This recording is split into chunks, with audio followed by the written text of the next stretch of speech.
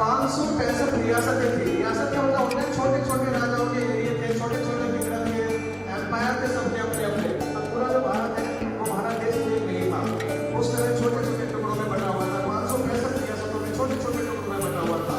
उसको एक करना, एक देश के रूप में लाना बहुत डिफिकल्ट वर्क था। इस सब एकीकरण में बहुत महत्वपूर्ण भूमिका रही थी सरदार वल्लभ भाई पटेल की। तो माउंट बैटन ने सभी को ये कहा उस सभा में कि ये जो 565 रियासतें हैं, ये चाहे तो भारत में शामिल हो जाए, चाहे तो पाकिस्तान में शामिल हो जाए, और चाहे तो स्वतंत्र रहे, लेकिन देश को आजाद होने से पहले ही 565 में से 562 रियासतों को वल्लभ भाई पटेल ने भारत में शामिल कर लिया था, भारत में उनका विलय कर लिया था। क्यों?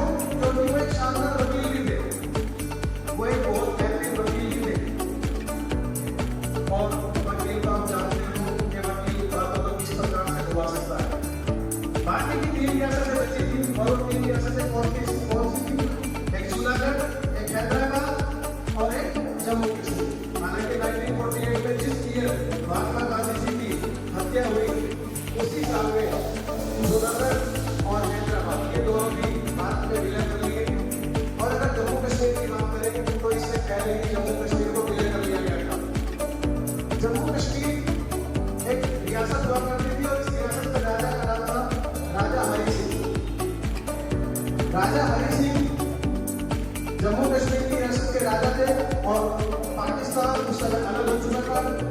1947 अक्टूबर के आसपास की ये बात थी, 24 अक्टूबर 1947, क्योंकि देश आजाद हमारा अगस्त में हो चुका था, तो पाकिस्तान बन चुका था। तो पाकिस्तान ने जम्मू कश्मीर की जो रियासत थी उस पर यानी कि राजा हरि सिंह पे हमला कर दिया, और राजा हरि सिंह उस बात को लेकर वल्लभ भाई पटेल से मीटिंग के लिए उत्सुक रहे, यानी कि उनसे मिलना उनका बहुत जरूरी हो गया, क्योंकि गृह मंत्री उस समय कौन थे? सरदार वल्लभ भाई पटेल। सरदार वल्लभ भाई पटेल से उन्होंने आग्रह किया कि आप हमें बचाएं पाकिस्तानियों से। तो सरदार वल्लभ भाई पटेल ने कहा ठीक है, बचाएंगे आपको, लेकिन इससे पहले हमारी कुछ शर्तें हैं।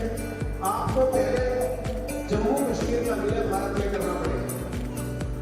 मजबूर था राजा, उसने कहा ठीक है, मैं एग्री हूँ। तो उन्होंने तुरंत अपनी सेना भेजी, और वहाँ बढ़िया आपस में जो है भारत और पाकिस्तान का युद्ध हुआ, और लगभग 2 तिहाई तो मेरी पार्ट जो है एक्वायर भी हो गया, यानी कि पूरा जो है विजिट कर लिया था। जब ये सारा प्रॉब्लम चल रहा था, एक बड़े 3 भाग उसका बचा हुआ था जम्मू कश्मीर का, जिसे आज आप लोग POK कहते हो या LOC कहते हो, ठीक है। उसी समय जो लॉर्ड माउंटबेटन था, उसने जवाहरलाल नेहरू को कहा कि इस युद्ध को विराम लगाओ। तो लॉर्ड माउंटबेटन के कहने से पंडित जवाहरलाल नेहरू ने उसी समय उस युद्ध को विराम की घोषणा कर दी, बिना गृह मंत्री के साथ डिस्कशन के। और आज भी वो जो POK है इसी प्रकार अलग है। तो इस प्रकार वल्लभ भाई पटेल ने बहुत बड़ी भूमिका जो है भारत को, भारत के एकीकरण में, भारत को संगठित करने में जो है अलग है। इसके साथ ही उनके पास 2 उपाधियां हैं, उनके बारे में भी मैं आपको बता देता हूँ। उन्हें लोग उसके नाम से जाना जाता है। 1931 में महात्मा गांधी जी ने उनको ये उपाधि दी थी, लोक भक्त। और अगर आप सरदार की बात करें, या सरदार उनको कैसे कहा जाता है? 1928 में एक आंदोलन हुआ था किसानों का, उसमें ब्रिटिशर्स ने किसानों का जो टैक्स था वो बहुत ज्यादा बढ़ा दिया था, अप्रोक्सीमेटली 30।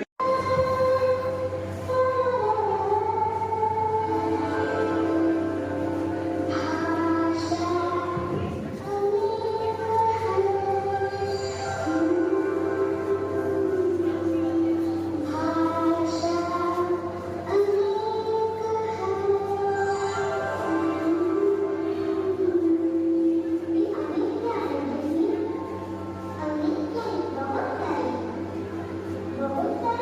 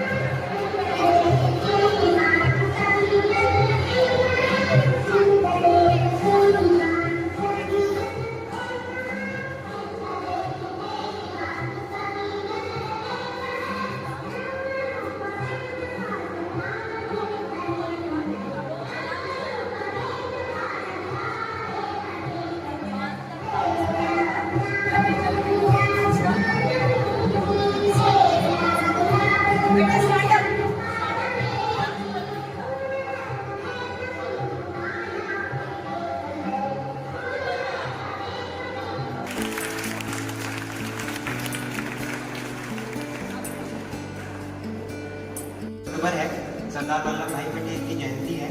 दुनिया बेशक हैलोवीन मना रही हो, पर हमारे लिए तो सरदार वल्लभ भाई पटेल की जयंती है। सरदार वल्लभ भाई पटेल का नाम उन युगों में शामिल है, उन महान लोगों में शामिल है जिन्हें इंट्रोडक्शन की कोई भी जरूरत नहीं है। तो आज मैं आपको उनकी भूमिका हैदराबाद के विलय में बताना चाहूँगा। हैदराबाद जैसे कि सर ने बताया, 3 रियासतों में से एक था जिन्होंने भारत में मिलने से मना कर दिया था। वो कैसे हैदराबाद को कैसे सरदार वल्लभ भाई पटेल ने भारत में मिलाया, मैं आपको बताना चाहूँगा। हैदराबाद जो है भारत की उस टाइम की सबसे बड़ी और सबसे अमीर रियासत थी। इंग्लैंड और स्कॉटलैंड का जितना क्षेत्रफल है उसको मिलाकर भी इतना क्षेत्रफल नहीं बनता जितना उस टाइम पर हैदराबाद का हुआ करता था। ऐसी बड़ी रियासत ने भारत में मिलने से बिल्कुल मना कर दिया था। उनके निजाम ने साफ मना कर दिया था कि ये भारत में नहीं मिलेगा। यह बहुत बड़ी प्रॉब्लम थी। सरदार वल्लभ भाई पटेल का ये मानना था कि अगर हैदराबाद आजाद रहा तो वो भारत के पेट में कैंसर के बराबर होगा, तो इसको किसी न किसी तरीके से ठीक करना था। और सामने एक और प्रॉब्लम खड़ी थी जो थी जवाहरलाल नेहरू। वो चाहते थे कि इस मुद्दे का हल शांति से हो, जो कि होना संभव नहीं था। होना होता कश्मीर में हो जाता। सरदार वल्लभ भाई पटेल इस बात को पहले ही मान चुके थे। उन्होंने सही मौके का इंतजार किया और सही मौका आया।